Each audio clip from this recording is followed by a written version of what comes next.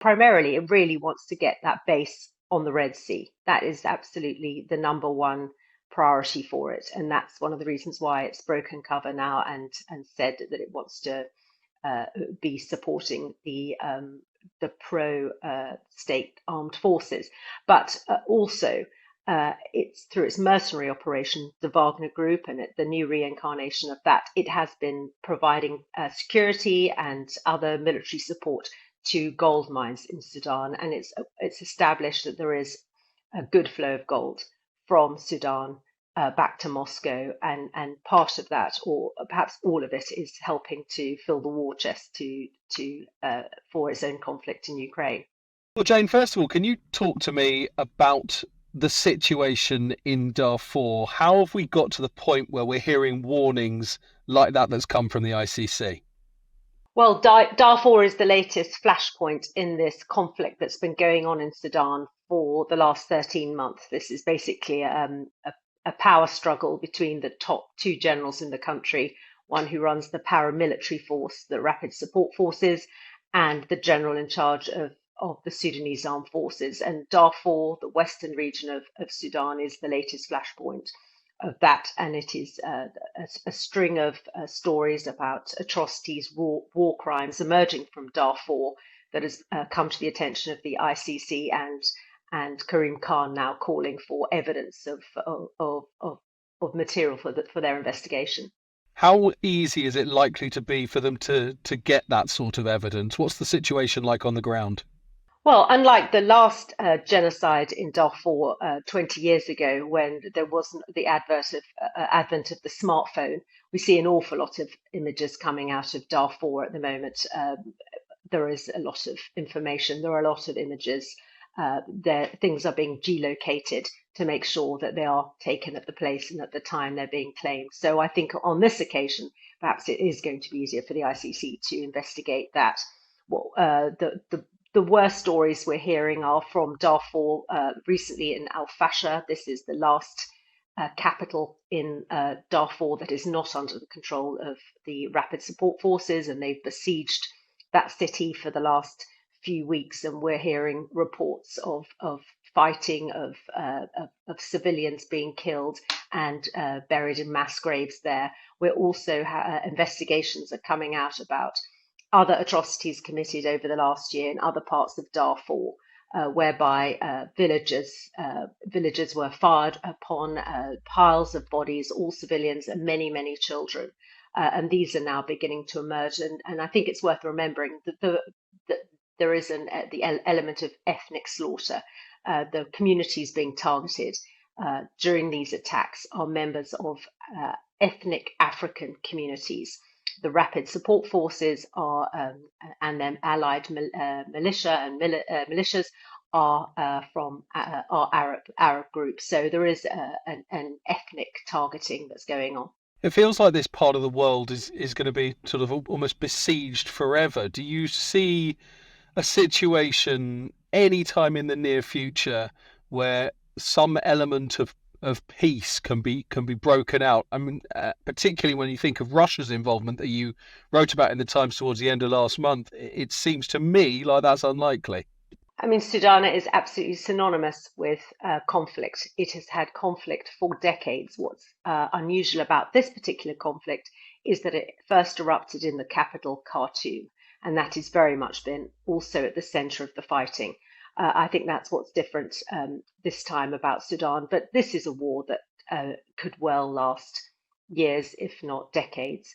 And one of the elements that's making it look so protracted, and the two sides digging in and backing themselves to win, is the meddling, is the drawing in of foreign forces. You've got international um, powers, regional and as far away as Russia, picking sides in this war. Russia actually is providing arms to both sides in this war. What's one of the reasons why Sudan is perhaps is so unsettled is a very important strategic position. It sits at the right at the where sub-Saharan Africa meets the Arab world. It sits on the Red Sea, one of the busiest shipping lanes in the world. It's got 7 international borders. It is rich in gold. Sudan would be a very attractive target for influence, and a lot of foreign powers now are making sure that they have a stake in the outcome of any power struggle. Can you talk to me about these two sides sort of accepting the help of Russia? I guess it's a case of, well, if the other side are going to accept Russia's help, we sort of have to because we can't be left behind. But equally, there's a bit of me that thinks it sort of seems silly because it just maintains the status quo, doesn't it, really? I think a lot of conflicts develop into proxy wars, where the two sides, it's not clear who's fighting who, and where the firepower comes from. And I think this is not a unique example. I think there are other foreign powers, the UAE, for example, who on through the capital would be seen to be supporting the pro-government side. In this case, it's Sudan. Moscow is has aligned itself with the Sudanese armed forces, and it is through its the mercenary groups that it will be doing off the book support, as it were. So as much as it is just a sort of a bit of a dance about we're picking a side, but we're making sure we've got a plan B just in case the outcome is something else.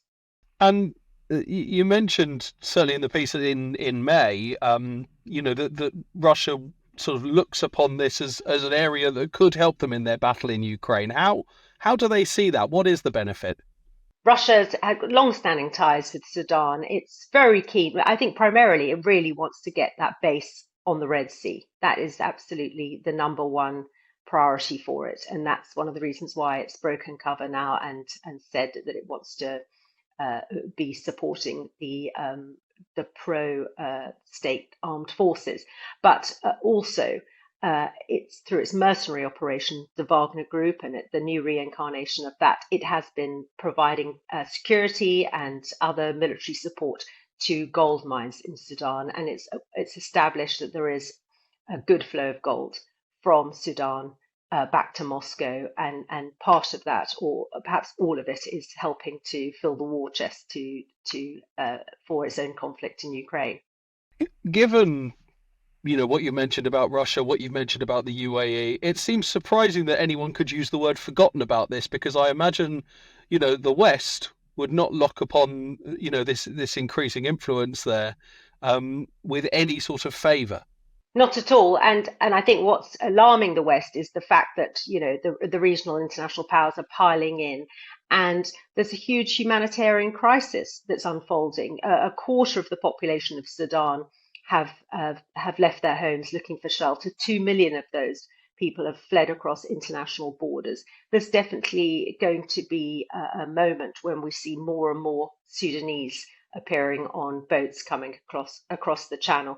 So it's not that that Europe or the West in general are going to not feel the effects of this. And I think, but the problem is because it's gone on now for a year and the two sides have dug in, it has become quite an intractable situation. So as much as there has been alarm, I think that we're just seeing an increasing powerlessness by the West to really get involved with doing anything about it. Huge distraction from Ukraine, huge distraction in Gaza. And of course, you've got these alternative powers now, the multipolar world, who are rivaling the Western influence, making their mark, and we can see the consequences of that. And so, just finally, given these quotes about this, another forgotten genocide, I almost wonder whether it needed to be said. Of course, these things have to be highlighted. But what more can be done? What influence might a comment like that have? Well, I think if we look back, obviously the ICC did bring issue warrants for arrest following the last genocide, and they issued them against Omar al-Bashir, who was then the dictator running Sudan and who directed operations. And I think it's worth noting that the person who was on the ground in Darfur supervising the ethnic cleansing of hundreds of thousands of people 20 years ago is now in charge of the rapid support forces, the man who is in charge of one side of this particular conflict. So if a threat by the ICC, is it likely to make him want to sit down and sort this out and settle for peace, or will he make him more and more determined that this war must carry on because because consequences have been threatened. So I'm not sure who it does serve, but nevertheless, there does have to be some sort of recognition that efforts have to be made towards bringing consequences for these sort of atrocities.